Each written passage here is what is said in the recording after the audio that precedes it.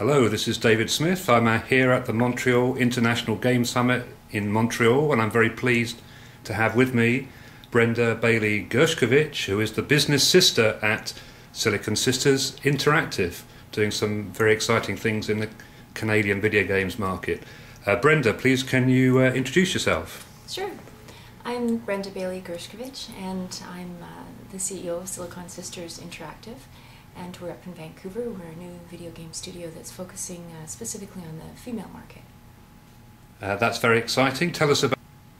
Hello, this is David Smith. I'm here at the Montreal International Game Summit in Montreal, and I'm very pleased to have with me Brenda Gerschkovitch, who is the business sister at Silicon Sisters Interactive, doing some very exciting things in the Canadian video games market. Brenda, please can you introduce yourself? Sure. I'm Brenda Gerschkovitch, and I'm the CEO of Silicon Sisters Interactive, and we're up in Vancouver. We're a new video game studio that's focusing specifically on the female market. That's very exciting. Tell us about your role in the company, Brenda. Sure. So as the CEO, I have the most fun actually. I get to go out and chase money. That's primarily what I do. Keep the studio funded and moving. I have a business partner named Kirsten, who's the production sister, and she runs things internally at the studio. So between the two of us, we have about 18 years of video game experience, which is fairly unusual for women to have that many years of experience. Kirsten's been in the industry longest, for 12 years, and has brought something like 10 or 12 A-level titles to market. And it's great to have two people who've been in the industry so long forming something new, because we have some experience, but we're also looking at exciting new opportunities to bring product to market. So it's old hands, but exciting new projects. And as the first female-owned and run video game studio in Canada, how did you come to set up your company in the first place? Yeah. Well, it's interesting. Being in the video game industry, you tend to be a minority as a woman working in the industry. And there's lots of fun things about that, and there's some things that aren't quite as fun. But the most important thing is that because there are not as many women building games, it's my opinion that the games don't reflect what women want as much as they reflect what guys want.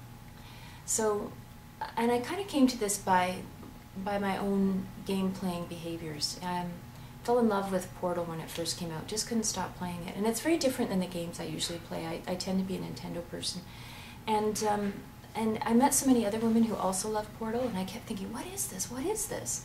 And we found out, of course, that Kim, who was one of the major designers on the project, was female, and I thought, interesting, I think there's something here.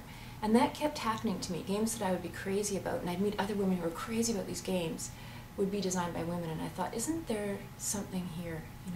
If we can form a studio that really captures that sensibility, that has female designers on the teams making the decisions, and really thinks about how women game, we'll put out something that's different than it's currently out there, and maybe it'll connect really strongly with women. So that's what we're trying to do. We call it Games for Us. Great. And I guess your company with female sensibilities is a little bit different from the average game studio. Why would you say that your company is a great place to work? Yeah, it's a great place to work for a couple of reasons. First of all, my partner Kirsten just runs an amazing studio, and she's a Scrum Master and really engaged into how to have a tremendous positive experience while building games. And we don't, do the killer crushes that we're used to from days gone by. Also, we're in Vancouver, which is, of course, the most beautiful city in the world. And for those who don't know Vancouver, Vancouver is in the mountains on the ocean. And although it's in Canada, the snow tends to stay on the mountains, so you can go and ski and then go kayaking during the day, which I actually like that combination myself and do frequently. And it's a fun place to work because it's an opportunity for, particularly if you're a gal and you're working in the video game industry and you have ideas about a game that you want to make, you don't usually get to make those games. I mean, it's really interesting when I've been going through the resumes of women that have applied to us. It's things they wanted to build, and they'll show their portfolio. They were making this amazing ice skating game, and then they spent 3 years building weapons, right? that's what happens to female designers. That's what happened to female artists. And some gals love that, and they want to spend the rest of their life making weapons, and that's great. There's lots of jobs for you. But for the gals who don't want to do that, there's very, very little. And what we offer is an opportunity to say, hey, what game do you wish you could have played and that never got built that we should build? Fantastic. And finally, on the back of that, what advice would you give a job seeker looking to apply for a job with Silicon Sisters?